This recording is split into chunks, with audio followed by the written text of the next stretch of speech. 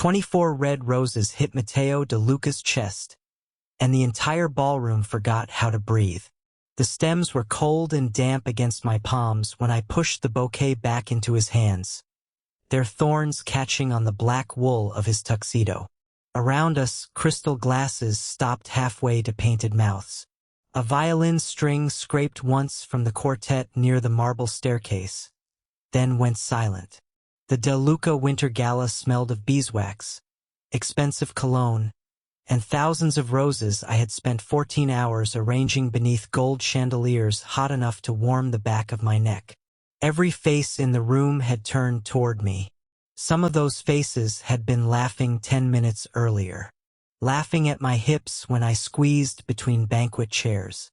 Laughing at the black florist's apron stretched over my waist. Laughing when Bianca Russo glanced at the arrangement in my arms and said, loudly enough for half the ballroom to hear, "Careful, Elena. People might think the centerpiece is carrying the flowers." I had kept walking then.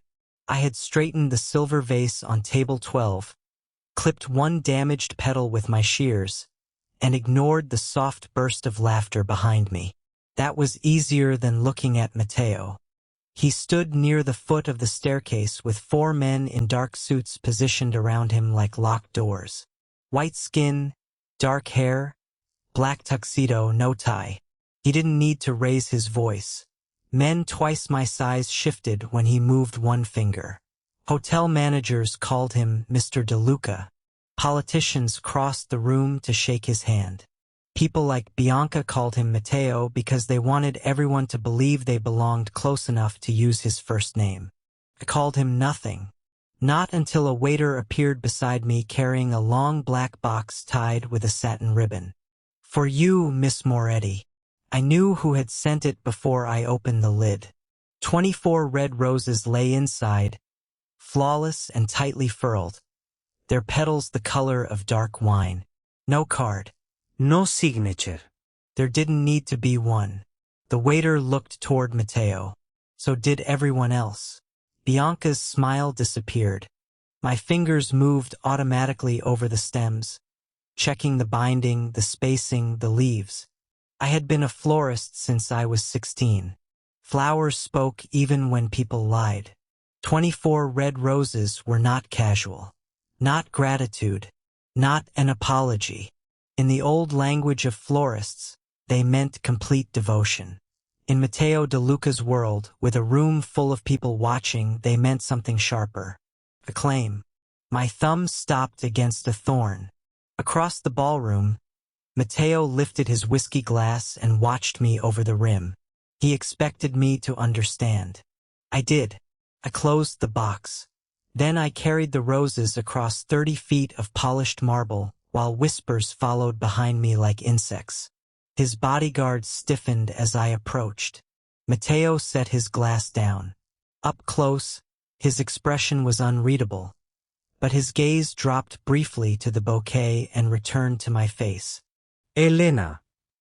His voice was low enough that the room leaned closer. I held the roses out. "These are yours." Nobody laughed now. Matteo did not take them. "They were sent to you." "I know." I pressed the bouquet against his chest until his hands finally closed around the stems.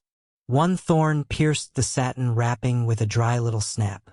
His jaw tightened. "Why are you giving them back?" Behind me, someone whispered my name as if I had just stepped off a roof.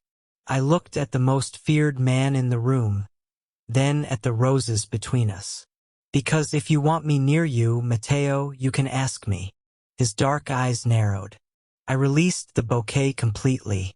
"You don't get to mark me like territory." For 3 seconds, Matteo De Luca said nothing. Then, very slowly, he handed his whiskey to one of his men, still holding my roses in the other hand. "Clear the room," he said. The music died. Doors began closing, and Matteo never looked away from me. 3 days before Matteo emptied that ballroom for me, I was kneeling on the same marble floor with crushed roses under my knees. The Grand Bella Vista smelled of lemon polish, fresh-cut eucalyptus, and the bitter espresso the banquet staff kept abandoning beside silver service carts. Above me, chandeliers burned white against 20-foot ceilings, while my pruning shears clicked through stems one by one. I had arrived before sunrise in my old delivery van with 47 arrangements packed behind the seats. Every vase wired, watered, and labeled by table number. By noon, my black apron was dusted with pollen. The muscles between my shoulders had tightened into knots, and the ballroom had transformed into a river of ivory hydrangeas, dark greenery, and red roses ordered specifically for the DeLuca Winter Gala.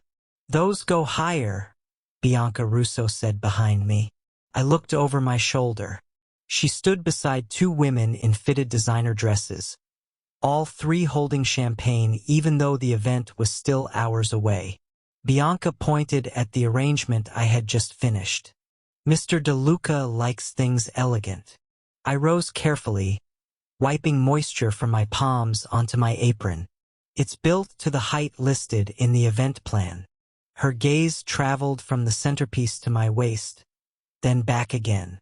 "Of course you'd be sensitive about measurements." One of the women covered a laugh with her glass. The sound was small, almost delicate, but the ballroom carried it beautifully. I reached for the vase. Bianca reached first. Her manicured fingers caught the rim and tilted it deliberately.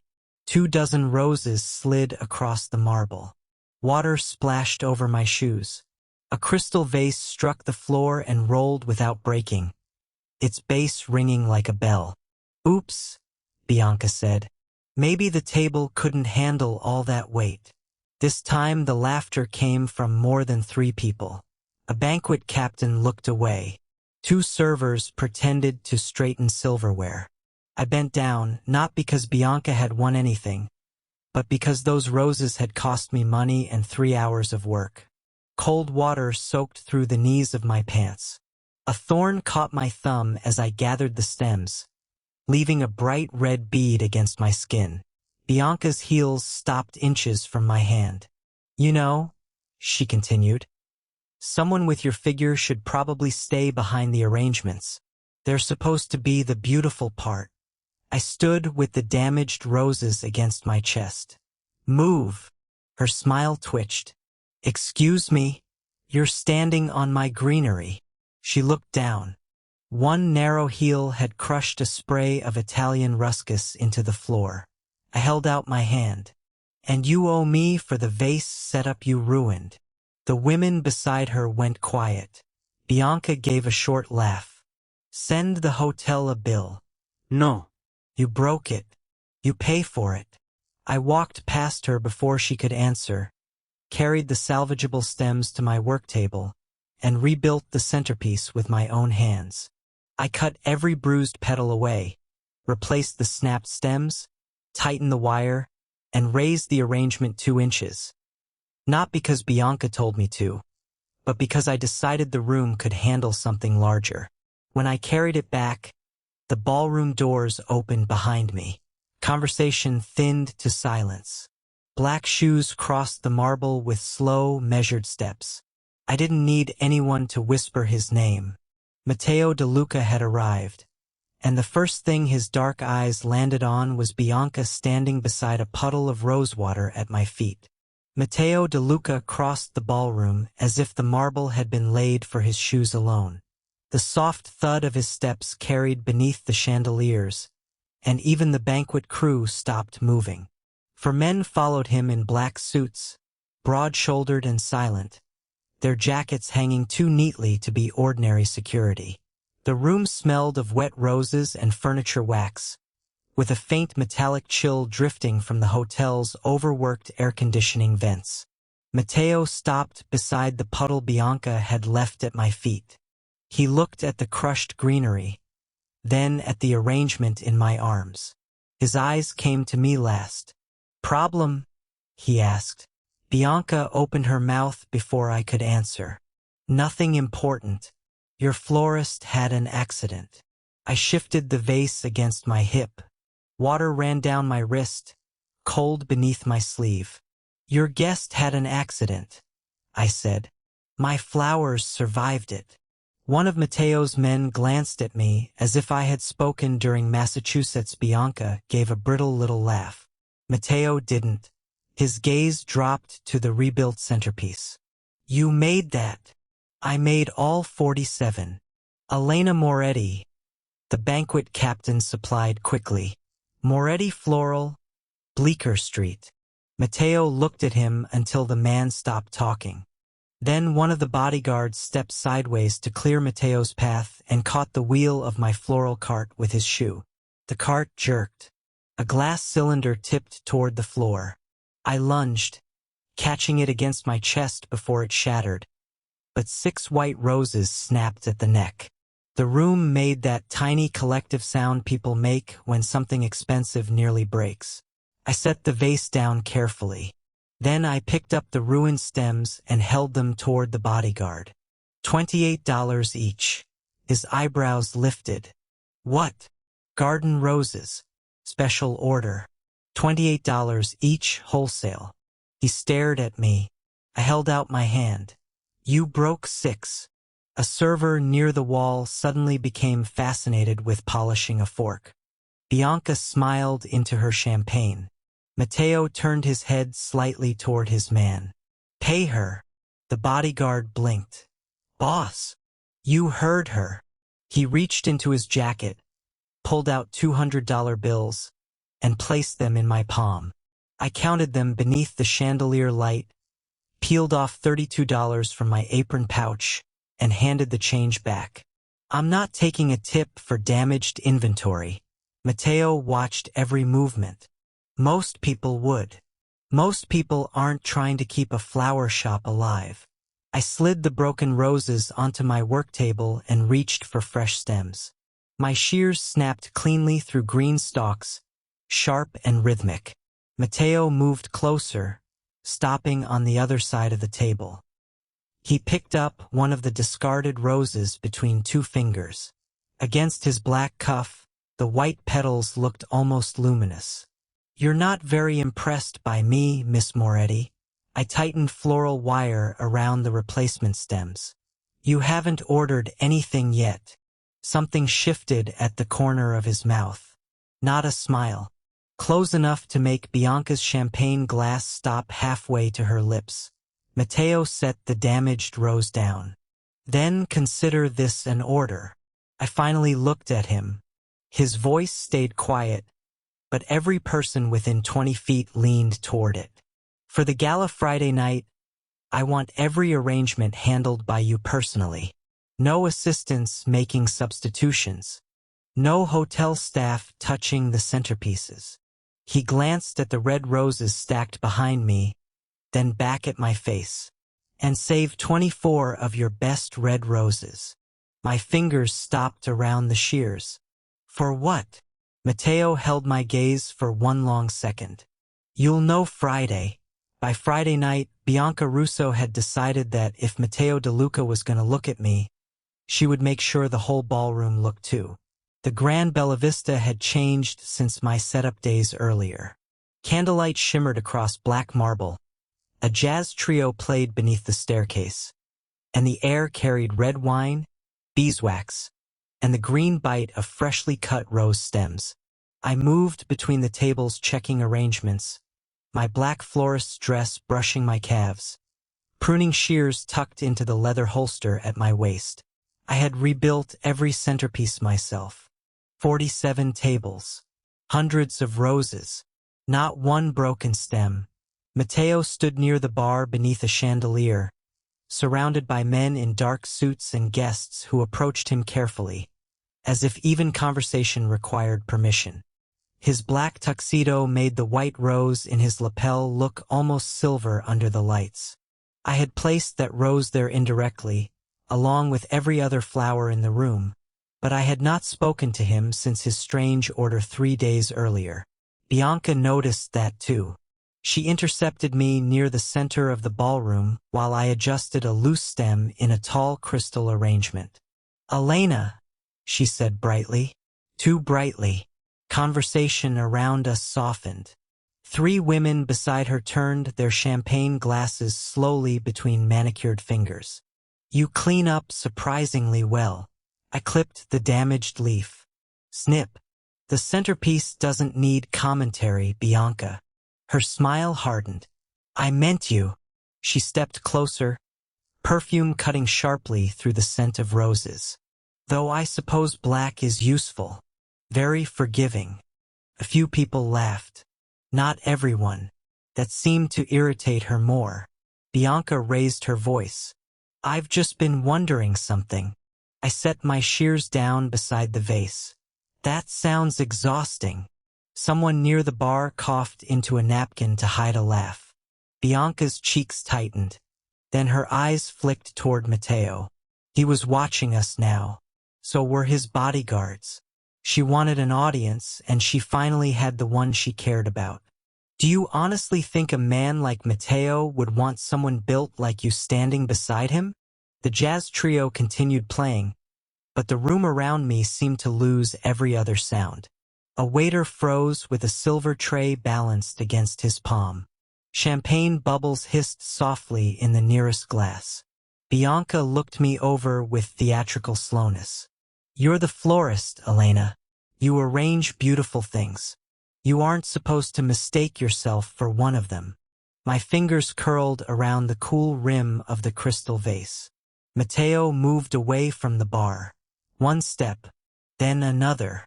I saw people shifting to clear him a path. Bianca saw it too and smiled, certain he was coming to finish what she had started. I didn't give him the chance. I lifted the centerpiece from the table, carried it 3 feet, and placed it directly in front of Bianca.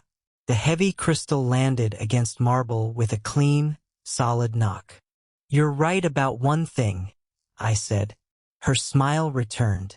I know. I rotated the vase until the strongest roses faced the room. My job is arranging beautiful things.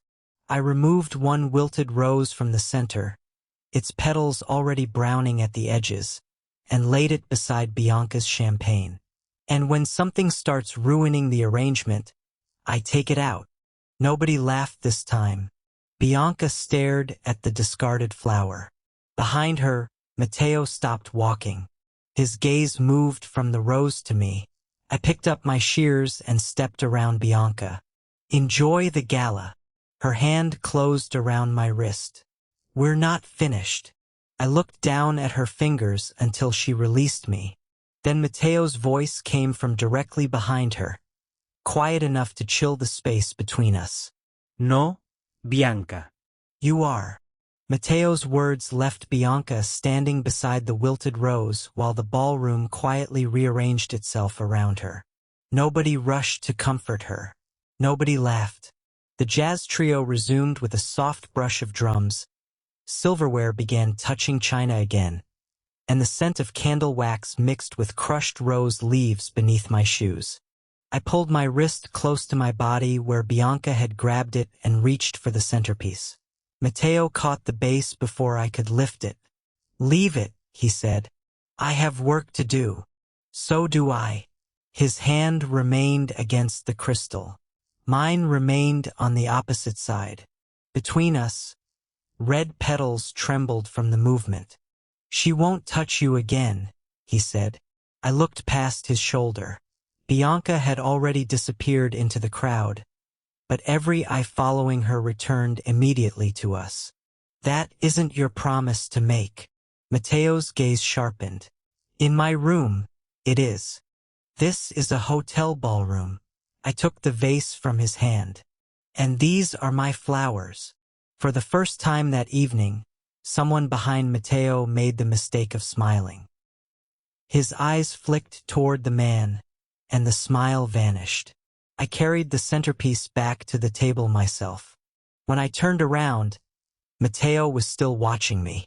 An hour later, I was in the service corridor packing tools into gray plastic crates. The music beyond the double doors had grown louder, but back there I could hear refrigeration fans humming through the walls and the metallic clatter of banquet carts rolling toward the kitchen. My fingertips smelled of eucalyptus sap. Green stains darkened the side of my pruning shears. A waiter approached carrying a long matte black box tied with burgundy satin. "Miss Moretti?" I straightened. "That's me." He held it out with both hands. "Mr. DeLuca asked that you receive this personally." I did not need to open it. The perfume reached me through the cardboard before my fingers touched the ribbon. Fresh roses, rich and unmistakable. Still, I untied the satin. 24 red roses lay inside, identical in height, every outer petal removed, every thorn left intact. I counted them twice. 24. My own supplier's stock. My own selection. Mateo had made me reserve them 3 days earlier. I ran my thumb along the binding. Black silk ribbon. No card. No note. Nothing explaining what the entire ballroom would understand the moment I walked back inside holding them. 24 red roses meant devotion in one language. In Matteo DeLuca's world, sent publicly after he had silenced Bianca for insulting me, they said something else. This woman is under my protection. This woman is mine to approach, mine to defend. Mine. The service door opened. Warm ballroom light spilled across the concrete floor. Mateo stood beyond it, speaking to 2 men near the bar. He looked toward me almost immediately. He saw the box open in my hands. Then he dismissed the men with a quiet gesture and waited. I closed the lid. The cardboard made a soft, final click. The waiter shifted beside me. "Would you like me to take them to your van?" "No." I slipped my shears into their leather holster and lifted the box myself. "I'm taking them back." His eyes widened. "Back where?" I pushed through the double doors. Music and chandelier light rushed over me. Guests turned as I crossed the marble carrying Matteo DeLuca's roses straight toward the man who had never expected anyone to return them. The ballroom seemed to tighten around me as I carried the black box toward Matteo. The jazz trio slowed into a low piano phrase, crystal glasses chimed against silver trays, and the warm scent of candle wax thickened beneath hundreds of fresh roses. Matteo stood beside the bar with one hand in his trouser pocket, perfectly still while the crowd opened a path between us. I stopped 6 feet away and set the box on a marble cocktail table. "Open it," I said. A bodyguard shifted behind him. Matteo ignored the man and lifted the lid himself. 24 red roses glowed beneath the chandelier light. His eyes stayed on them for a moment, then rose to mine. "You don't like roses?" "I sell roses." I untied the burgundy ribbon and lifted the bouquet from the box. Cool droplets clung to the leaves and darkened my fingertips. "That means I know exactly what they say." Bianca stood near the staircase with a champagne glass pressed against her mouth, watching. So did nearly everyone who had laughed at me earlier. Matteo took one measured step closer. "And what do mine say? In my shop? Devotion." I held the stems between us. "In this room? Something else." His jaw moved once. "Tell me." "They tell everyone you've claimed me." The nearest conversations vanished. I could hear the faint electrical hum from the chandeliers and the soft rasp of satin ribbon sliding over the stems. Matteo looked around the ballroom, finally seeing what I had seen the moment the box arrived. Curious faces, cautious smiles, people already rewriting my place in his world because he had sent flowers. "That wasn't my intention," he said. "Intent doesn't change the message." I pushed the bouquet toward him. He did not reach for it. Elena. "Take them. Nobody returns something I send." Then tonight can be educational. A few feet away, one of his men lowered his eyes to hide his reaction. Matteo's gaze sharpened, but he extended both hands. I placed the roses against his chest. Thorns pressed through the black wrapping, one catching briefly against the wool of his tuxedo. His fingers closed around the stems. Nobody moved. "Why?" he asked quietly. I stepped closer so I would not have to raise my voice for the audience Bianca had created. Because if you want me near you, ask me. Don't mark me like territory. Matteo looked down at the roses, then back at me. The man who had made waiters straighten their backs and hotel managers lower their voices now stood holding flowers I had refused to accept. For once, the room was waiting on him instead of obeying him. He turned toward his security chief. Clear the ballroom. Chairs scraped softly against marble as people exchanged startled looks. Matteo, Bianca protested. He didn't look at her. Everyone. Within minutes, the music stopped, the double doors opened, and the glittering crowd began filing out. I started gathering my tools. Matteo crossed the room and placed the 24 roses on my work table instead of handing them back to me. I heard you, he said. Good. I reached for my shears. His hand came down beside them, not touching mine. Then I'll ask. I looked up. The empty ballroom stretched behind him, smelling of roses and extinguished candles.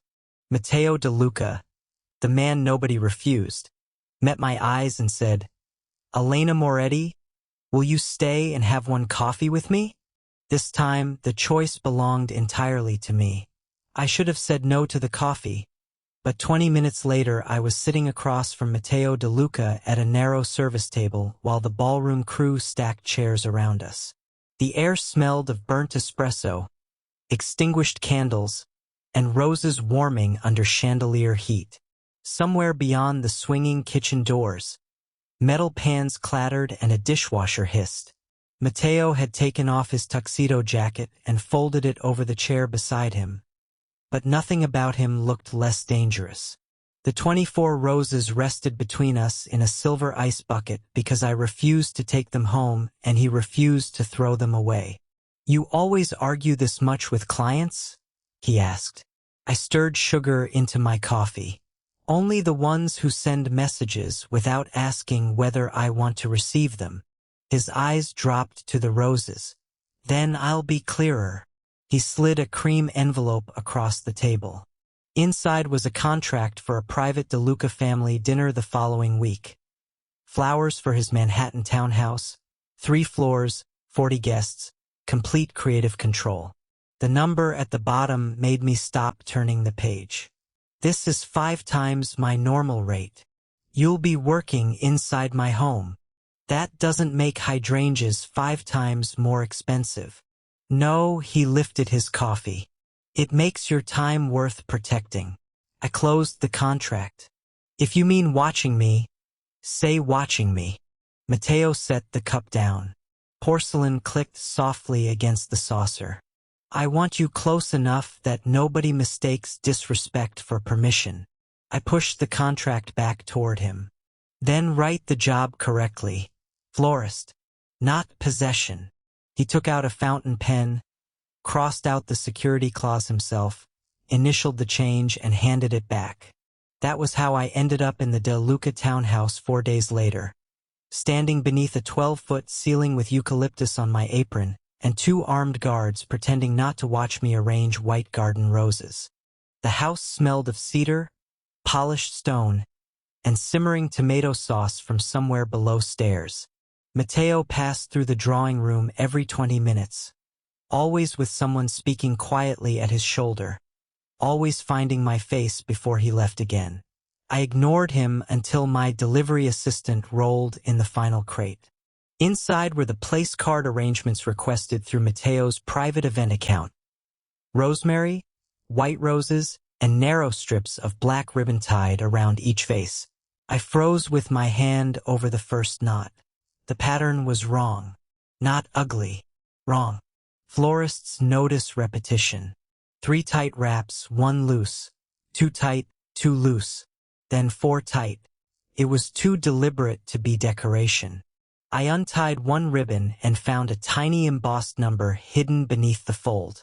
Another vase carried a different one. I lined 6 arrangements across the marble console and reordered them by table number. The sequence formed times 8:15, 8:40, 9:05, Matteo entered as I was cutting the seventh ribbon free. His shoes stopped behind me. "What are you doing?" I turned one vase toward him. "Your flowers are carrying instructions." The room went still except for the faint crackle of the fireplace. He stepped closer. "For what?" I looked at the final ribbon, then at the seating chart beside it. Table 14. His table. The embossed mark underneath read 920. I picked up my shears and cut the ribbon in half. "Whatever happens tonight," I said, "someone expects it to happen to you at 9:20. Matteo reached for his phone. I caught his wrist before he could call anyone. No. If they know I spotted it, they change the message. His eyes locked on mine. "Then what do you suggest?" I slid the altered vase back into place and tied a fresh ribbon exactly as before. "You wanted me close because people underestimate florists." I picked up the next arrangement. "Tonight, let them." At 9:17, the greenhouse doors locked behind me. Warm, wet air wrapped around my skin, heavy with soil, jasmine, and the mineral hiss of the irrigation pipes running beneath the stone floor. Outside the glass walls, the DeLuca townhouse glowed gold against the Manhattan night, close enough to see and suddenly impossibly far away. Bianca stood between me and the door in a silver gown, one hand wrapped around her phone. Beside her was a man I recognized from dinner only as a guest Matteo had greeted without warmth. "You should have stayed with your flowers," Bianca said. I tightened my grip on the pruning shears hanging from my apron. "That's exactly what I'm doing." Through the greenhouse glass, I could see the terrace beyond the dining room. Matteo's table sat directly beneath the balcony doors. 9:20. The marked arrangement had been placed there just as the coded ribbons instructed. Bianca glanced at the clock mounted above the potting bench. 3 minutes. The man beside her stepped forward. "Give me your phone." Instead, I knocked an iron watering wand from its hook and drove the valve beside the bench fully open. A sprinkler line exploded overhead. Cold water hammered the glass roof and drenched all three of us in seconds. Bianca screamed as her hair collapsed against her face. The man raised an arm to shield his eyes. I moved. My shoes slid across wet stone. But years of carrying 50-pound buckets through cramped flower coolers had taught me exactly how to keep my weight low. I shoved a rolling plant cart into his path. Clay pots crashed and burst across the floor. He stumbled sideways, giving me enough room to reach the emergency ventilation lever. I yanked it down. 3 roof panels swung open with a mechanical groan, and the greenhouse alarm began shrieking through the house. Bianca grabbed my apron. "You stupid?" I turned, cut the apron strap clean through with my shears, and left the fabric in her hands. "You keep underestimating the florist." Then the terrace lights went dark. Matteo had heard the alarm. I saw his silhouette move inside, fast and deliberate, his security team spreading around him. I slammed my palm against the glass and pointed toward table 14. Matteo followed my finger. He didn't hesitate. He seized the marked centerpiece and swept it off the table seconds before the balcony doors shattered inward under a sudden impact from outside. Guests dropped behind chairs. Matteo's men closed around him. No one was hurt. Bianca stared through the greenhouse glass as the entire plan collapsed in front of her.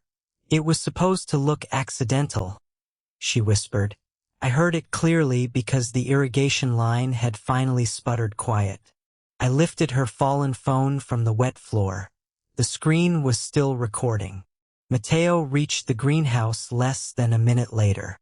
His security chief unlocked the door from outside, and Matteo stepped into the humid room with water dripping from the steel frames above us.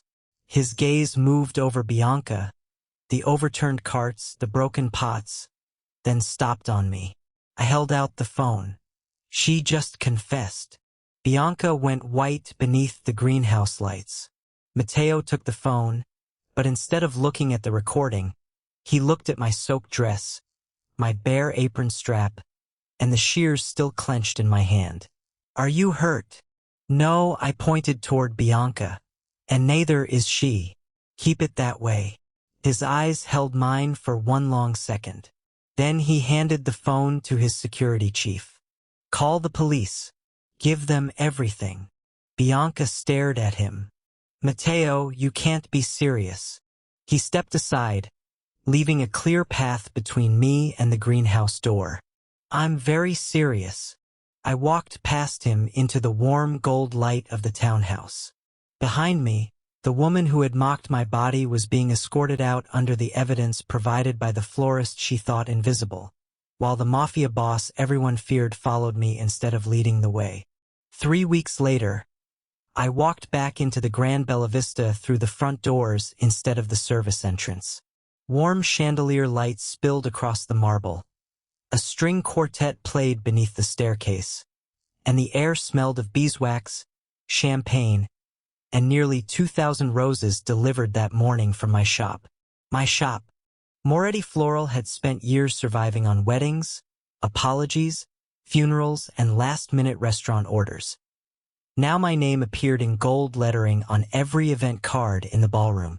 After Bianca's arrest and the evidence recovered from her phone, the De Luca family canceled every contract connected to her circle, and half the people who had laughed while I knelt and spilled rosewater suddenly discovered my number.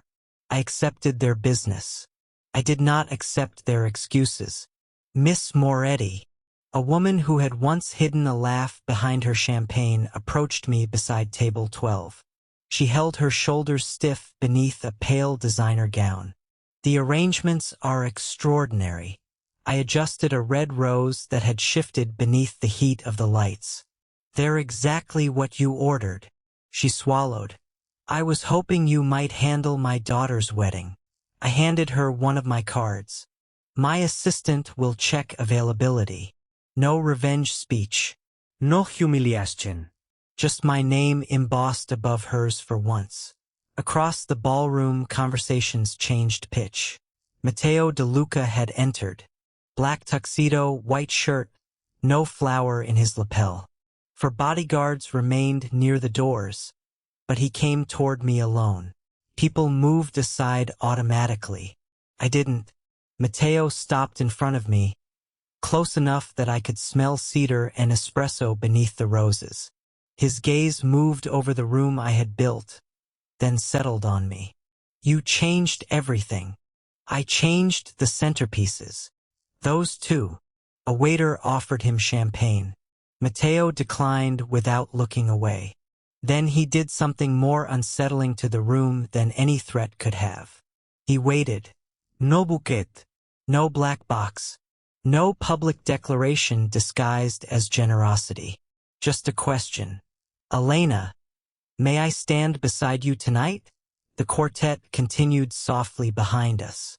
Somewhere near the bar, a glass touched a silver tray with a faint crystalline click.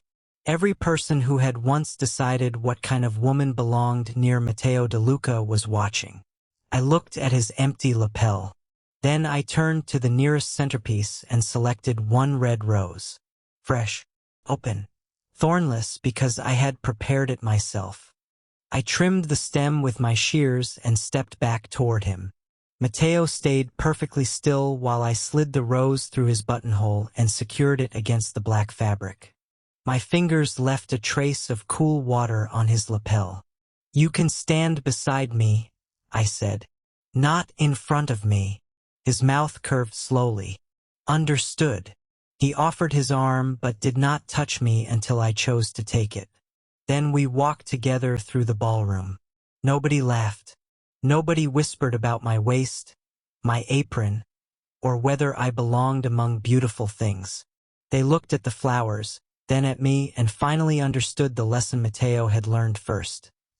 He could send me every rose in New York and I could still hand them back. But when I placed one over his heart myself, everyone knew exactly who had chosen whom.